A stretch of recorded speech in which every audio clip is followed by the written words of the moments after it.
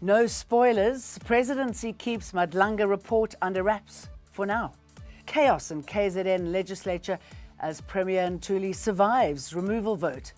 And the death toll climbs and motive still unclear after Sydney beach attack. Hello, I'm Jane Dutton. EWN, in touch, in tune and independent. National Prosecuting Authority's head, Shimela Batohi, walked out of the inquiry into the fitness of Johannesburg Director of Public Prosecutions Andrew Chauke after being reprimanded by the panel. Batohi is the main witness accusing Chauke of politically motivated decisions. The reprimand followed her admission that she had spoken to KwaZulu-Natal DPP Elaine Harrison about a withdrawn Cato Manor case. The panel, chaired by retired Justice Bess Nkabinde, questioned her conduct. After the lunch break, Batohi left the chamber without permission. She later said she will not continue testifying until she's obtained legal advice. Claims of preferential treatment are flying as Communications Minister Solly Malatsi refuses to withdraw his directive easing BEE rules for companies like Starlink. Malatsi has dismissed the backlash as political expediency.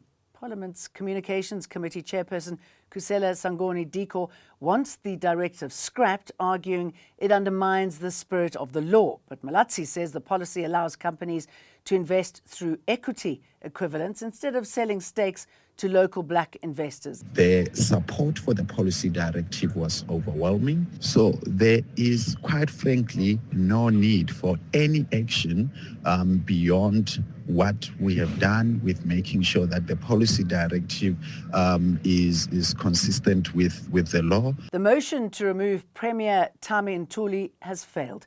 Ntuli has survived the vote in the KwaZulu-Natal legislature despite chaotic scenes in the chamber.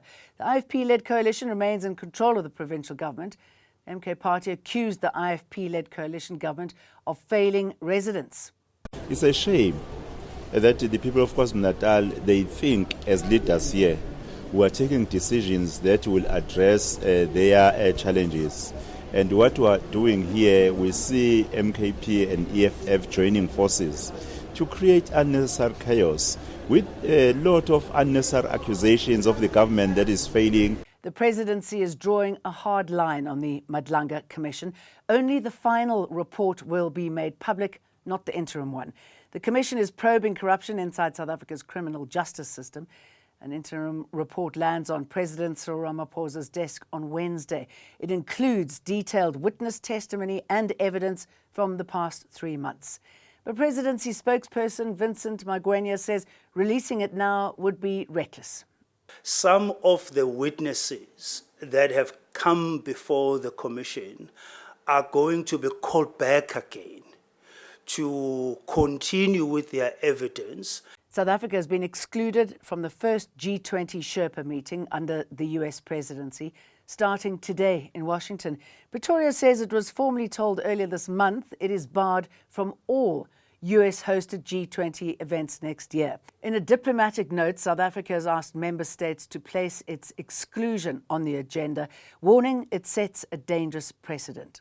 The US has also excluded South Africa from Sherpa, ministerial and working group meetings, as well as the 2026 Leaders Summit in Miami. Despite the snub, the presidency says it'll not call for a boycott.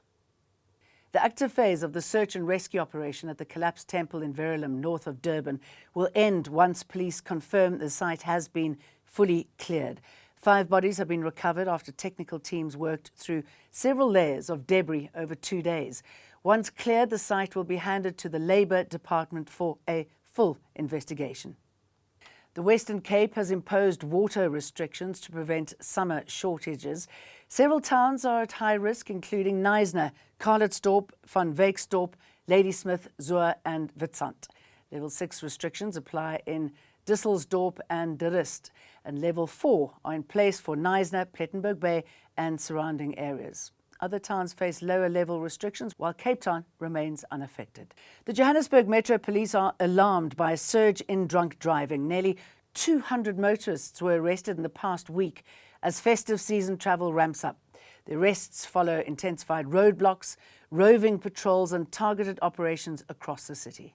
Driving under the influence of alcohol is a serious criminal offence. Those arrested will be processed and will face the full might of the law. The consequences of a DUI conviction could include hefty fines, potential imprisonment, and suspension or revocation of a driving licence. Hong Kong media tycoon Jimmy Lai has been found guilty of foreign collusion and sedition. Jailed since 2020, his case is seen as a symbol of shrinking political freedoms. Prosecutors say he pushed foreign sanctions against Hong Kong and China. They accuse him of stirring hostility towards the government. Lai faces a possible life sentence. 27 patients remain in hospital after a mass shooting at a Jewish festival on Sydney's Bondi Beach. New South Wales Health says 6 are in critical condition, 6 are stable. A father and son opened fire during Hanukkah celebrations, killing 15 people, including a child. The 50-year-old father was shot dead by police. His 24-year-old son was arrested and is under guard in hospital. Police say the motive is still under investigation and are urging calm. Well, it's just completely surreal. It's just the most horrifying thing that always prayed that would never happen. You know, that you'd never have to experience anything like this. I just keep on thinking that I'm in a bad dream and I'm going to wake up. The eThekwini Metro Municipality has announced its plans to build an amusement park in the promenade at the beachfront. Now, this will replace the 75-year-old amusement park that was closed or shut down on the 1st of May in 2023. This time around, it will be a 1 billion rand project which will see more joy rides in the beachfront. The joy rides will include class attraction including a lightning roller coaster, Disco 24, vertical swing, and a 1,500 square meter vertical reality theme park with more than 160 interactive games and global esports activations.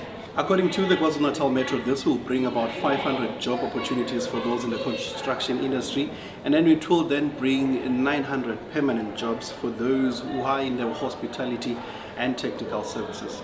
Mayor Cyril Klaba and Municipal Manager Musa Mpele said this will contribute greatly to the coastal city's economy and hope that tourists will now make Durban their choice of destination. They say the project will be completed by end of 2027. That's it from us today. We'll see you for more again tomorrow. EWN, in touch, in tune, and independent.